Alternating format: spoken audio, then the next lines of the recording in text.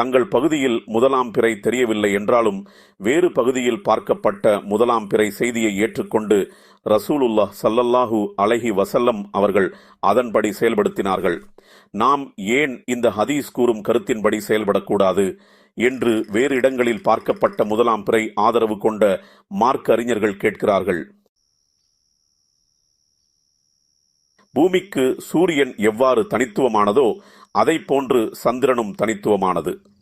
சூரியன் உதிப்பை கொண்டு அறியப்படும் நாள் போன்று முதலாம் பிறை உதிப்பதைக் கொண்டு அறியப்படும் சந்திர மாதம் பூமியில் அனைத்து இடங்களிற்கும் பொதுவானது. ஆகவே முதலாம் பிறை உதிப்பு செய்தி அறிந்ததும் பூமியில் அனைத்து இடங்களிலும் அதை ஏற்றுக்கொள்ள வேண்டும் என்ற நிலைப்பாட்டை எடுத்துள்ளனர்.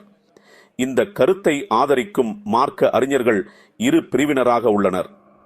ஒரு பிரிவினர் சவுதி அரேபியாவில் முதலாம் பிறை தென்பட்டால் உலகம் முழுவதும் அதனை ஏற்றுக்கொள்ள வேண்டும் என்ற நிலைப்பாட்டை எடுத்துள்ளனர். துல்ஹஜ் பிறை 9 அன்று ஹாஜிகள் அரஃபா நோன்பு நோக்கும் போது அதை போன்றே அதே நாளில் மற்ற தேசத்தவர் நோன்பு நோற்பதில்லையா என்ற கேள்வியை முன்வைக்கின்றனர். அடுத்த பிரிவினர் பூமியில் எந்த இடத்தில் முதலாம் பிறை பார்க்கப்பட்டாலும் அது மற்ற அனைத்து இடத்தினருக்கும் பொருந்தும் என்ற நிலை எடுத்துள்ளனர். சூரியன் உதிப்பை கொண்டு உலகம் முழுவதும் நாள் ஆரம்பம் அறியப்படுவது போன்று சந்திரன் உதிப்பதைக் கொண்டு உலகம் முழுவதும் சந்திர மாதம் துவங்குவதாக தீர்மானிக்க வேண்டும் என்ற நிலைப்பாட்டில் உள்ளனர். இந்த கருத்துகளுக்கு மாற்று கருத்து உள்ள மார்க்க அறிஞர்கள் வக்த் எனப்படும் நேரம் ஒவ்வொரு இடங்களுக்கும் மாறுபடும். உதாரணத்திற்கு இந்தியாவில் அசர் வக்த் நேரத்தில் சுமார் 2.5 மணி நேரம் பின்தங்கியுள்ள சவுதி அரேபியாவில் உள்ளவர்கள் லொஹர் வக்தில் இருப்பார்கள். இதை போன்று பூமியில் மற்ற பிரதேசங்களில் வாழ்பவர்கள் வெவ்வேறு வக்தில் இருப்பார்கள்.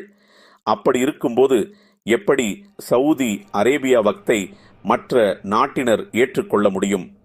அதை போன்று பூமியில் எந்த இடத்திலும் முதலாம் பிறை பார்க்கப்பட்டால் மற்ற அனைத்து இடத்தினருக்கும் அது எப்படி பொருந்தும் என்று கேள்வி எழுப்புகின்றனர்.